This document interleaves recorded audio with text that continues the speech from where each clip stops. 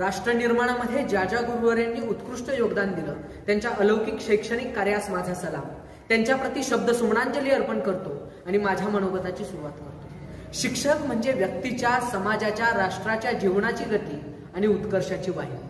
त्यांचं काम हे फक्त ज्ञानाचा संचय करून त्याचा प्रसार करणे इतकं नसून 100 रंगाच्या रेशमी वस्त्राची गुंफण करून समाजाला स्वतःच्या पायावर उभं करणारी त्यांची कला आहे. त्यांच्या कार्यानं समाजात जागृती, ज्ञान आणि विकासाची पायाभरणी होत असते. आजच्या आधुनिक जगात शिक्षक हे समाजाची खऱ्या अर्थाने उभं करणारी शक्ती आहेत. मग पूर्व प्राथमिक स्तरावर शिक्षक LKG, UKG, बालवाडी आणि अंगणवाडीच्या विद्यार्थ्यांना समाजाची ओळख करून देत असतात. आंतरराष्ट्रीय स्तरावर मान्यता पावलेल्या फाइंड युअर विंग्स या उपक्रमाअंतर्गत प्राथमिक शाळेतील शिक्षकांनी विद्यार्थ्यांच्या प्रतिभेला प्रोत्साहन दिलं, ज्यामुळे अनेक विद्यार्थ्यांनी वैज्ञानिक, तांत्रिक आणि कलात्मक क्षेत्रांमध्ये आपला ठसा उमटवलेला आहे. आणि हे करण्याची ताकद, हे करण्याची शक्ती खऱ्या अर्थाने शिक्षकांनी दिलेली आहे. माध्यमिक शिक्षण म्हणजे सेकंडरी आणि हायस्कूल हे वयाच्या त्या टप्प्यावरती योग्य दिशा दाखवणारे शिक्षकच खऱ्या अर्थाने मार्गदर्शक ठरतात.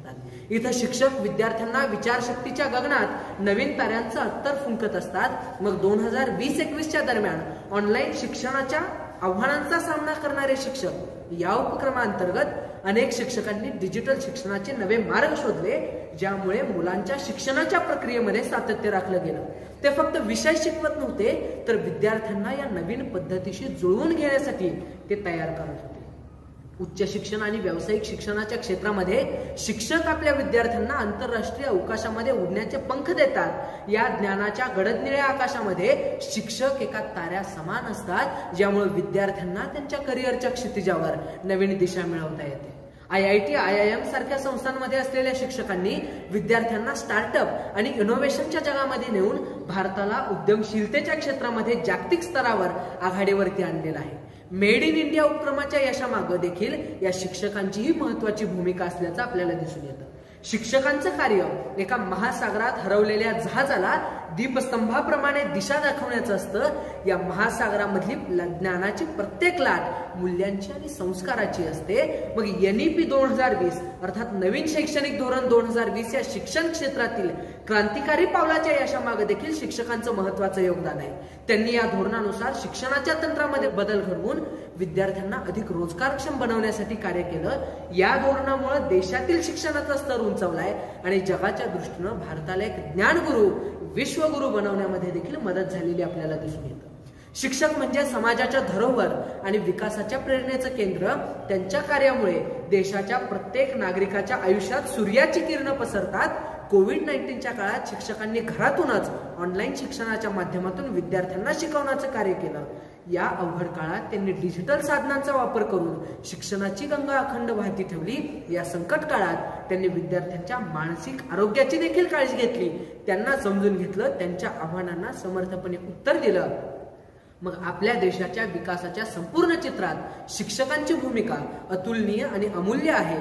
त्यांच्या प्रेरणादायी कार्यामुळे आपला देश उज्ज्वल भविष्याकडे वाटचाल करतो आणि प्रत्येक नागरिक आपले कर्तव्य पाळत समाजाचा खऱ्या अर्थाने विकास करत असतो. शिक्षक हे समाजाचे खरे निर्माते आहेत, कारण तेच व्यक्तीला सुधारित करत आहेत आणि देशाच्या भविष्यात योगदान देण्यासाठी सक्षम बनवत आहेत.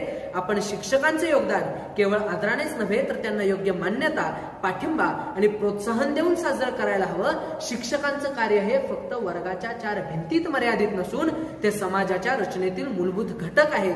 शिक्षक हेच आपल्या उज्ज्वल देशाच्या उज्ज्वल भविष्याचे शिल्पकार आहेत.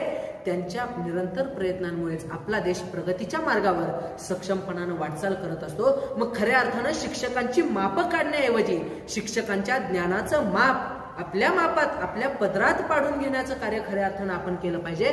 अमेरिकेसारख्या देशामध्ये खऱ्या अर्थानं शिक्षकाला $70,000 ते $80,000 म्हणजे जवळपास 60 ते 70 लाखांपर्यंतचा पगार मिळत असताना, अतिशय सुसज्ज अशी संसाधनं मिळत असताना आपल्या भारत देशामध्ये खऱ्या अर्थानं शिक्षकांची जी स्थिती आहे ती खऱ्या अर्थानं कुठेतरी उंचवण्याचं काम आपण केलं पाहिजे. शेवटी इतकंच म्हणे, शाळेच्या प्रांगणापासून गुरुजनांच्या अंतरंगापर्यंत नीतिमूल्यांची संस्काररूपी अगरबत्ती विद्यार्थ्यांचं अंतरंग सुगंधित करत जाते. मग विद्यार्थी सर्वार्थाने सुगंधित होतो, म्हणजे सर्व गुण संपन्न होतो, म्हणजे सुसंस्कारित होतो. आणि ही क्रिया शाळेतच साधली जाऊ शकते. म्हणूनच शाळा संस्काराचं मंदिर आहे. हे त्रिकालाबाधित सत्य आहे.